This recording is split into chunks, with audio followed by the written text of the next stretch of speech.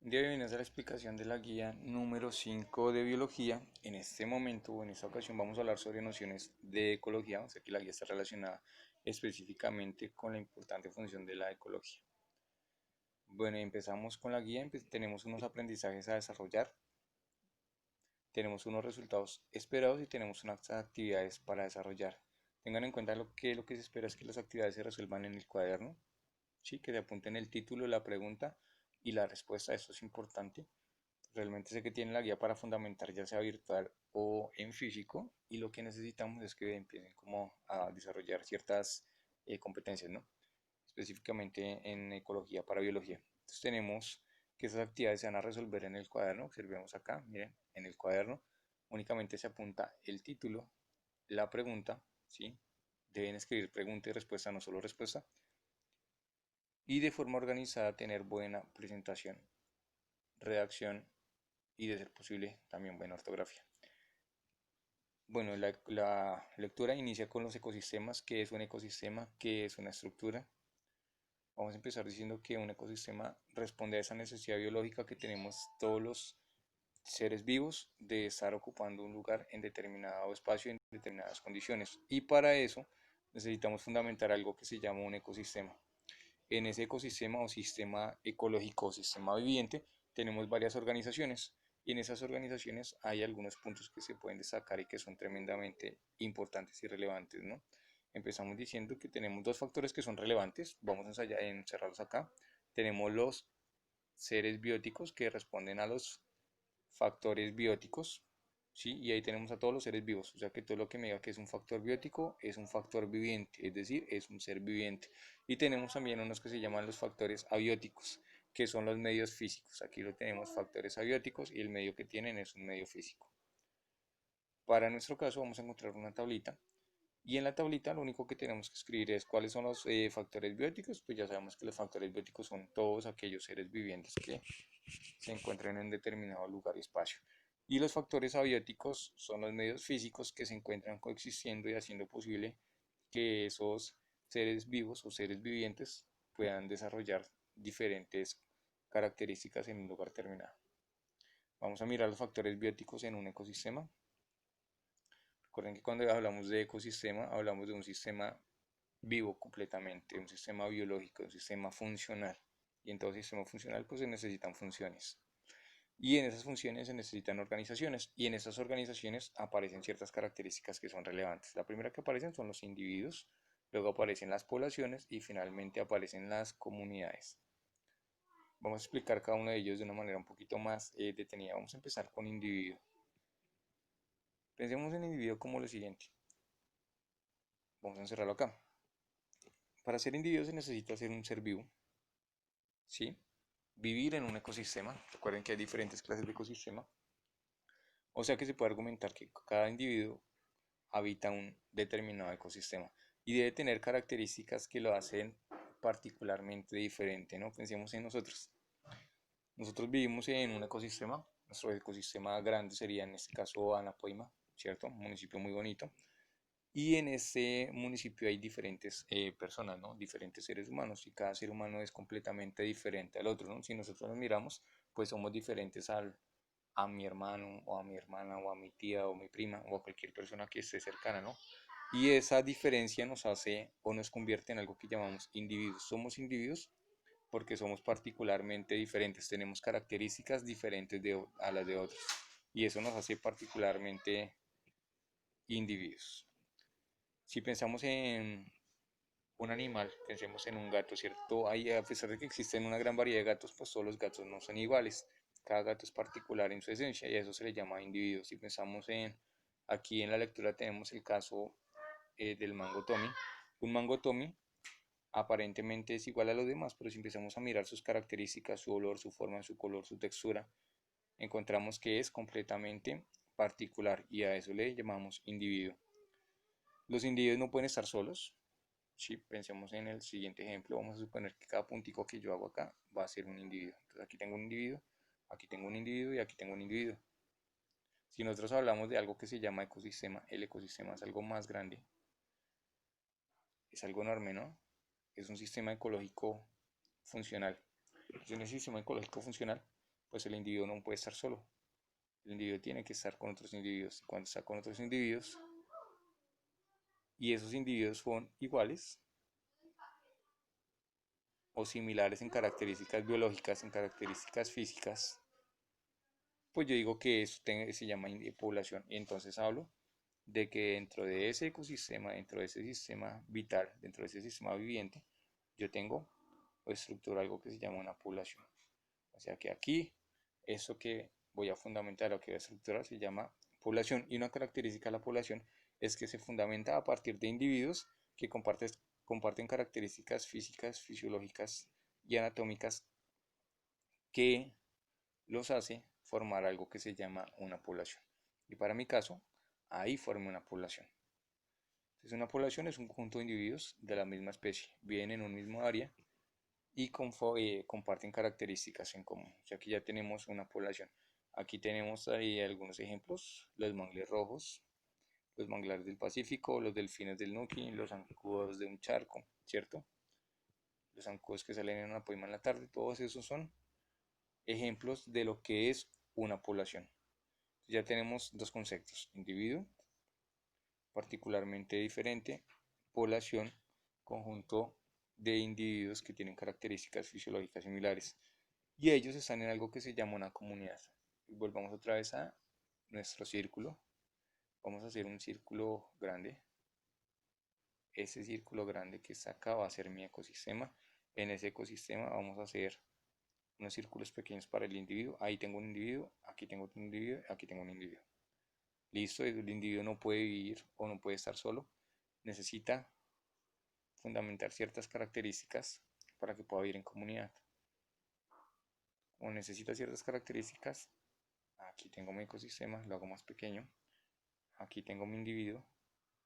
Como tengo varios que son similares, que tienen características fisiológicas comunes, pues ahí voy a tener una población. Pero resulta que en esa población también hay otra población cercana. Posiblemente aquí también exista otra. Posiblemente por aquí también se dé otra. Seguramente por acá vamos a obtener otra. Y cuando tengo toda esa cantidad de poblaciones interactuando, entonces yo hablo de una comunidad. Y si lo miramos de una forma estructurada y de una forma dinámica, vamos a encontrar que esto de aquí es una población, esta de aquí, esos punticos azules, es otra población, punticos naranjas es otra población, los puntos verdes es otra población, los puntos rojos es otra población, y encontramos que hay muchas poblaciones y que todas ocupan un lugar determinado, un lugar geográficamente delimitado, y a eso yo le llamo comunidad, y esa comunidad está inmersa dentro de algo que se llama ecosistema. Si miramos, estos de aquí van a tener relación. Vámonos con un color diferente, usemos este azul. Listo. Esta población de aquí va a tener relación con esta de acá, también con esta de acá, también con esta de acá y también con esta de acá. Tiene relación con toda esa población, y cuando diferentes poblaciones tienen relación a eso, yo lo llamo comunidad. Tenemos nuestro gran sistema, que es nuestro ecosistema, y cada una de ellas va a tener el mismo fundamento, ¿no? Si miramos esta de aquí, también va a tener relación con esa población, con esa población, con esa población y con esa población, y todas se van a interrelacionar y van a formar una gran red, y esa gran red se llama comunidad. Entonces, va a ser un conjunto de muchas poblaciones o de muchas especies que habitan en un lugar geográfico determinado e interactúan y tienen una función biológica determinada. Entonces, cuando hablamos de la función biológica determinada, aparece otro concepto que es el nicho ecológico, ¿no? Y el nicho ecológico es como la función que determina cada población en una comunidad. Sabemos que si estamos, por ejemplo, en una selva, tenemos algunos animales que son cazadores y tenemos otros que, por ejemplo, son herbívoros, o tenemos otros que son la presa, o tenemos otros que son los llamados carroñeros, ¿no? Los chulos y demás. O sea que cada uno de ellos va a tener un lugar o va a ocupar un lugar completamente diferente en esa comunidad. Y a ese lugar le dicen el nicho ecológico, lo llamamos nicho ecológico si hablamos de las plantas. Retomando, tenemos diferentes funciones para cada una de las especies o para cada uno de los individuos, para cada una de las poblaciones, que se encuentran ocupando determinado ecosistema y a eso se le llama nicho y es un nicho ecológico. Aquí tenemos algunos ejemplos, ¿no? Por ejemplo, nos relacionan que los chulos son recicladores, que las abejas polinizan, que los hongos descomponen, que los jaguares son depredadores, ¿cierto? Y dependiendo del lugar donde se ubiquen, pues vamos a encontrar de diferentes maneras diferentes nichos ecológicos. Bueno, ahí termina la lectura. Luego tenemos una imagen y empezamos a mirar y aquí tenemos un ejemplo de cada uno de ellos, ¿no? Miremos las características de individuo. ¿Sí? Hablamos de unidad particularmente diferente. Este de aquí se va a diferenciar de otros peces, o se diferenciar de otras ballenas o de otros delfines, ¿cierto? Otros calamares, crustáceos y demás, pulpos. Es completamente diferente y esas particularidades lo convierten en un individuo. Cuando él se encuentra rodeado de otros que son similares a él, forma algo que se llama una población. Cuando él vive con otras especies, aquí tenemos plantas, especies vegetales, tenemos otros peces y tenemos otros eh, organismos, hablamos que viven en una comunidad y cuando todos ellos habitan un lugar geográficamente determinado, delimitado y con características propias, hablamos de un ecosistema, que es eso que tenemos acá, que es un poquito más grande. O sea, aquí podemos ver la diferencia entre individuo, población, comunidad y ecosistema. Luego vienen las actividades, la 5.2, observa el dibujo del ecosistema, ya lo observamos y vamos a responder. Porque el número 1 indica que es un individuo, ya sabemos por qué es individuo. ¿Cuántas poblaciones hay en el número 2? Miramos, recuerden que hablamos de población cuando los organismos comparten características biológicas y fisiológicas similares.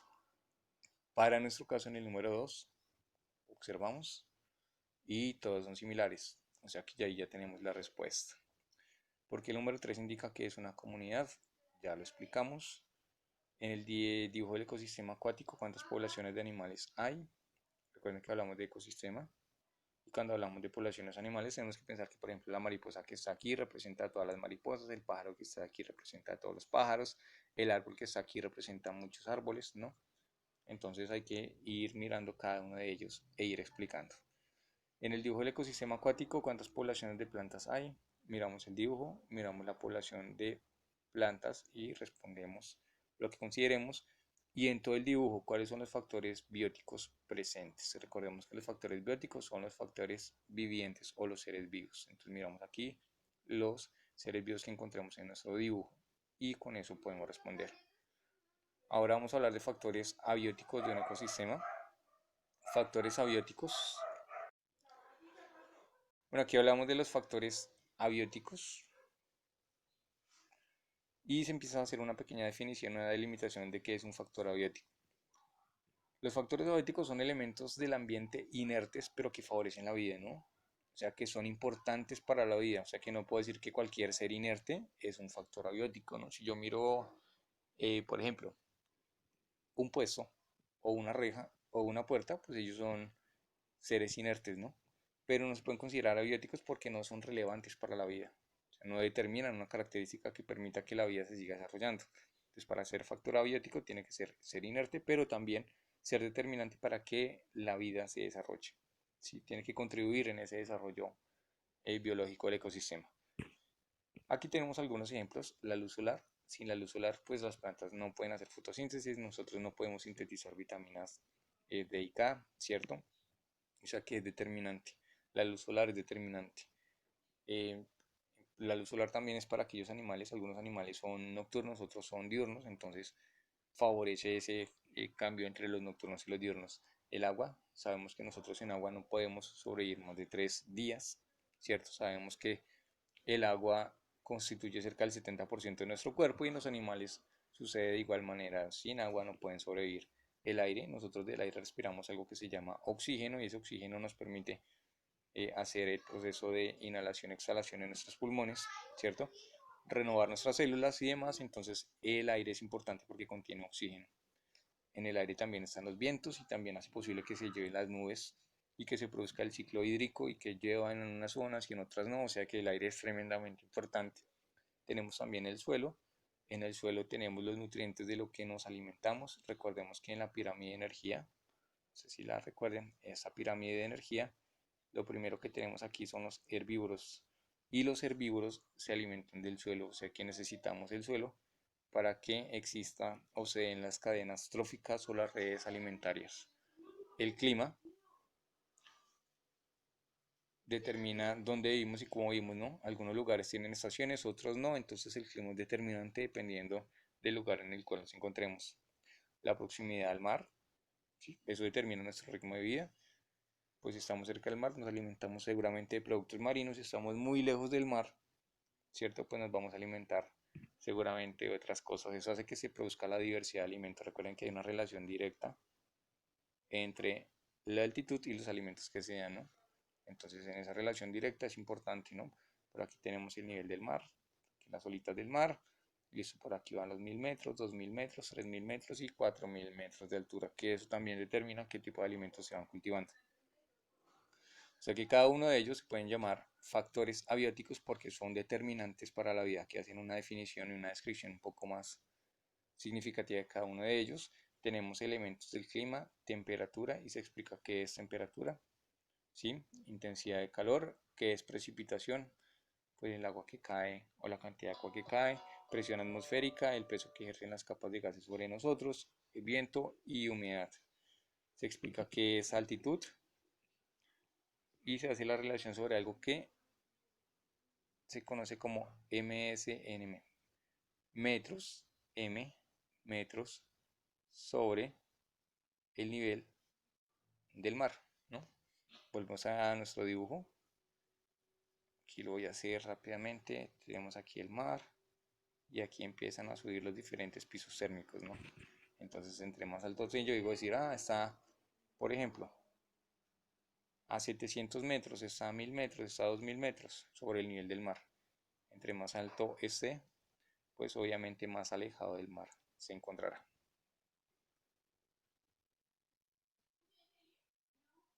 Aquí tenemos una gráfica muy significativa sobre los pisos térmicos en nuestro país. Colombia es un país tremendamente diverso, es un país tremendamente hermoso y tenemos la posibilidad de encontrar diversos pisos térmicos, ¿no? En otros países eso no sucede, o sea que nosotros de alguna manera podemos considerar que somos privilegiados y empezamos a mirar las características de cada uno de ellos y empezamos a leerlas, ¿no?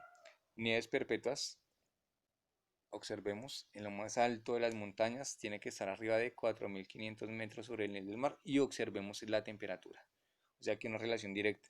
En las nieves perpetuas estamos a 4500 metros sobre el nivel del mar y la temperatura es de 5 grados o menos, o sea que es tremendamente frío, ¿no?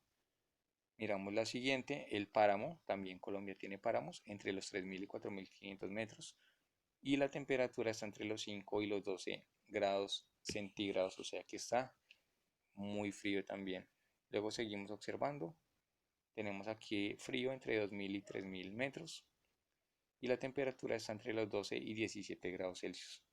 Luego tenemos el templado, que está entre 1000 y 2000 metros y la temperatura oscila entre 17 y 24 Celsius. Y luego tenemos el cálido que estará entre 0 y 1000 metros y la temperatura superior a los 24 grados, ¿no? Adivine qué municipio se encuentra en esas condiciones. Aquí tenemos una tabla, la tabla me dice altitud y temperatura, simplemente es mirar. Observemos, por ejemplo, aquí me dicen 1500 metros, entonces 1500, pues voy a mirar que está entre 1000 y 2000, aquí lo encontré, mírenlo. Entre 1000 y 2000 están 1500 metros, ¿no? Y la temperatura es entre 17 y 24, por citar algún ejemplo. O sea que para mi caso, aquí la temperatura pues va a estar entre 17 y 24 grados centígrados o grados Celsius.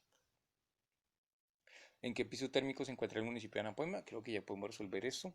Y los páramos se encuentran a bajas altitudes o altas altitudes. Recordemos que altitud hace referencia a eso. Aquí tenemos nuestro gráfico, no mire. Aquí va subiendo, va subiendo, va subiendo. Y los páramos, ¿dónde están? Pues van a estar más arribita, no van a estar por allá arriba. Eso será una baja o alta latitud. Baja latitud. Aquí está el mar, supuestamente, metros sobre el nivel del mar. Y eso es baja altitud. O sea que entre más suba, pues va a ser más alta la altitud.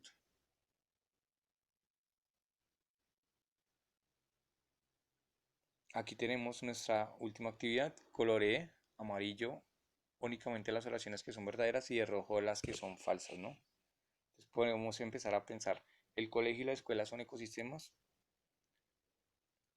Analizamos la respuesta y si creemos que es una u otra, pintamos amarillo o rojo. La luz solar es un factor biótico.